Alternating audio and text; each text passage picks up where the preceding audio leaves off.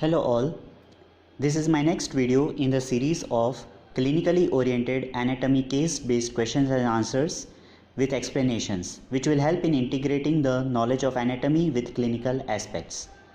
This video has 5 clinical scenario-based MCQs related to upper limb part 1.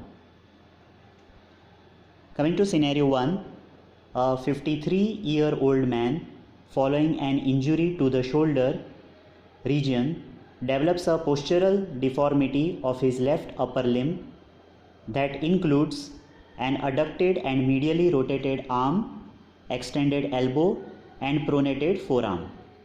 The injury and the subsequent condition indicate damage to which of the following structures? The options are A. Medial cord of brachial plexus, B. Lower roots of brachial plexus, C. Posterior divisions of brachial plexus, D. Upper trunk of brachial plexus.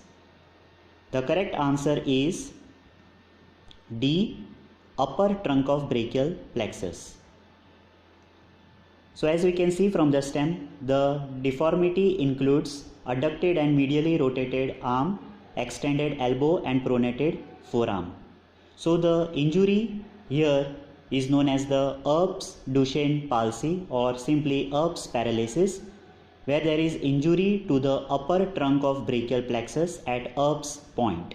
As we can see here, the Erb's point is that region of upper trunk where 6 nerves meet, namely roots C5 and C6, which unite to form upper trunk, and the upper trunk divides into anterior and posterior divisions. And there are 2 branches of upper trunk, mainly suprascapular nerve and the nerve to subclavius. So this region is the Erb's point, and the injury to the upper trunk at Erb's point results in Erb-Duchenne palsy. In this, there is injury to the Erb's point. The main roots affected are C5 and C6, and the main cause of the injury is undue separation of head from shoulder.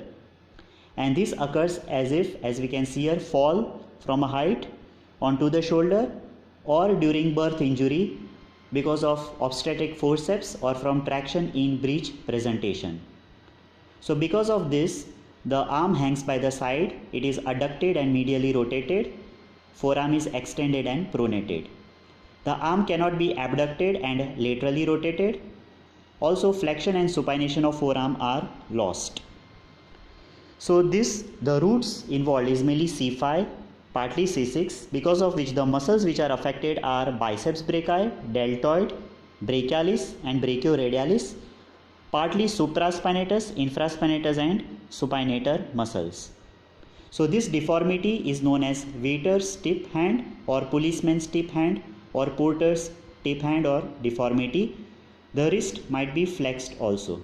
So in this patient we can see on the left side, this is the waiter's or policeman's tip hand, where the arm hangs by the side, it is adducted and medially rotated, whereas the forearm, as we can see here, it is extended and pronated. In infants here, because of the birth injury, here we can see the infant with Erb's palsy on the right side, the affected limb is the right upper limb and the wrist is also flexed. So the injury to upper trunk at the region of Erb's point results in the Erb-Duchenne palsy. So the correct answer is upper trunk of brachial plexus. The medial cord of brachial plexus, the injury to medial cord does not give rise to the Erb's palsy, or other areas of the brachial plexus does not give rise to the deformity of Erb's palsy. Scenario 2. A 19-year-old boy falls on his outstretched hand and subsequently fractures his scaphoid bone. This fracture is most likely accompanied by rupture of which of the following arteries?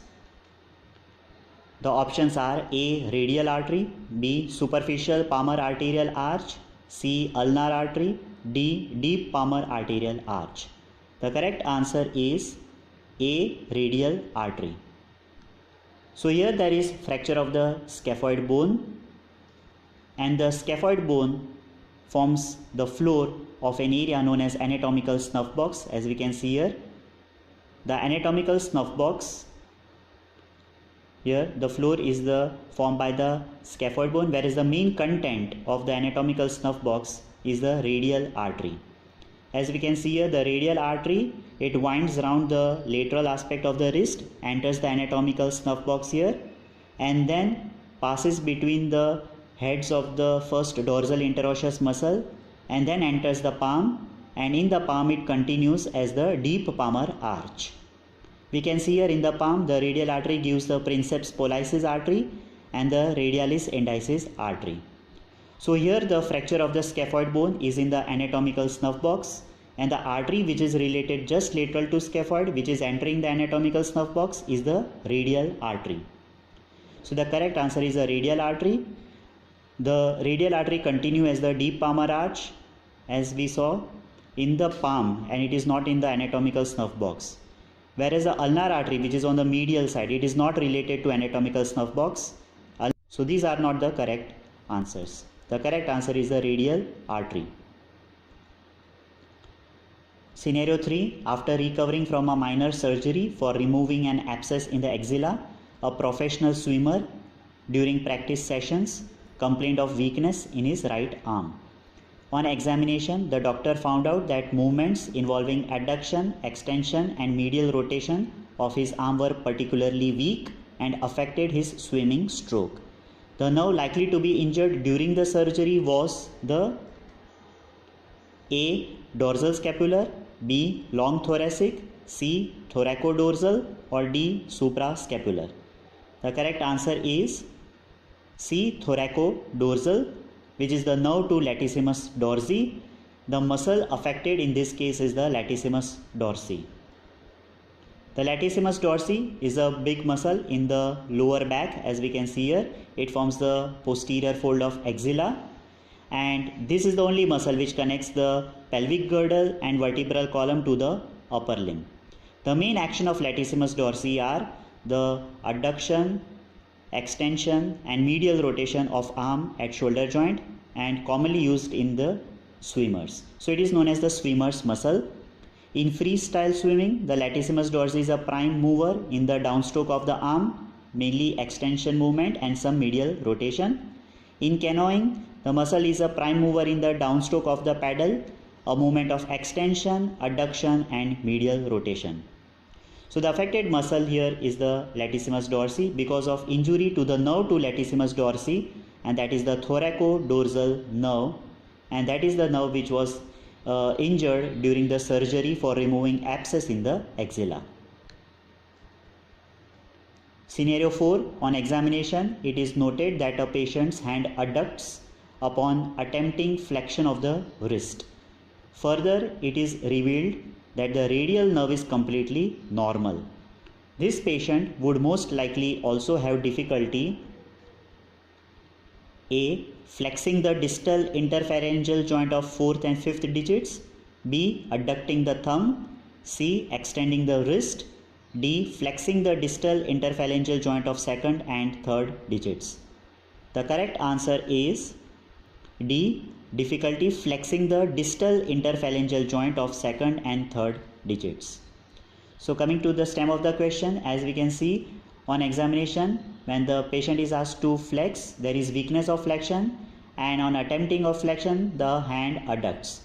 It means the muscles which are supplied by median nerve, which are flexors of the wrist, they are affected. And the hand adducts because of the flexor carpi ulnaris, which is intact, which is supplied by ulnar nerve. So in this case, ulnar nerve is intact. Also it is given that radial nerve is intact. So the nerve which is most likely involved will be the median nerve or its branch. Now, which muscle does flexion of the distal interphalangeal joint of 2nd and 3rd digits? So that is the flexor digitorum profundus. There are two parts, the lateral half of flexor digitorum profundus, which goes to the 2nd and 3rd digits, supplied by the anterior interosseous branch of median nerve, whereas the medial half of flexor digitorum profundus going to get attached to the 4th and 5th digits will be supplied by ulnar nerve. As we can see that ulnar nerve is normal, so flexion of distal interphalangeal joint of 4th and 5th digits will be normal. So this is the flexor digitorum profundus, one of the deep muscles in the flexor compartment, that is front of the forearm, and its insertion, the insertion of the tendons of flexor digitorum profundus, as we can see, is into the distal phalanx of the second, third, fourth and fifth digits. And the main action of the flexor digitorum profundus is the flexion of distal interphalangeal joint, whereas the action of flexor digitorum superficialis will be the flexion of the proximal interphalangeal joint.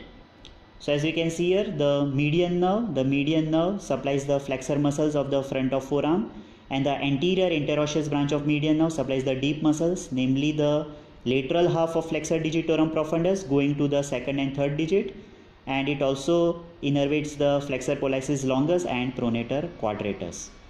So the movement which will be affected will be flexion of the distal interphalangeal joint of second and third digit, and that is done by flexor digitorum profundus lateral half, which is supplied by median nerve. So option A is not correct, because the flexor digitorum profundus doing flexion of distal interphalangeal joint of fourth and fifth is supplied by ulnar nerve. Adducting the thumb, adductor pollicis, which is supplied by ulnar nerve, whereas extension of the wrist supplied by the radial nerve and its branch, that is posterior interosseous nerve, and radial nerve is normal. So the correct answer is D. Scenario 5. A 31-year-old female has difficulty protracting the scapula and depressing the point of shoulder because of paralysis of pectoralis minor muscle. Which of the following would most likely be the cause of her condition? The options are A. Injury to posterior cord of brachial plexus, B. Fracture of the coracoid process, C. Abscess in the posterior wall of axilla, D. Fracture of the clavicle. The correct answer is B. Fracture of the coracoid process. So the muscle affected, as you can see, pectoralis minor muscle. Pectoralis minor muscle is one of the structure which form anterior wall of axilla and not the posterior wall. So option C is not correct. Also the nerve supply of pectoralis minor is by medial and lateral pectoral nerve, which come from medial and lateral cord of brachial plexus. So option A, that is injury to posterior cord, is also not correct. Now we must know the origin and insertion of pectoralis minor. As we can see, the pectoralis minor arises from mainly the third, fourth and fifth ribs, and it is inserted into the coracoid process of scapula. So the most likely answer from this will be fracture of coracoid process, which is the insertion point of pectoralis minor. Fracture of clavicle is not correct because pectoralis minor is not attached to clavicle. So the most likely cause of the condition would be fracture of coracoid process. So thank you, and keep sharing, like and subscribe my channel if you benefit from this video, and look forward to more such case-based scenarios involving clinical anatomy of all the regions of the body. Thank you.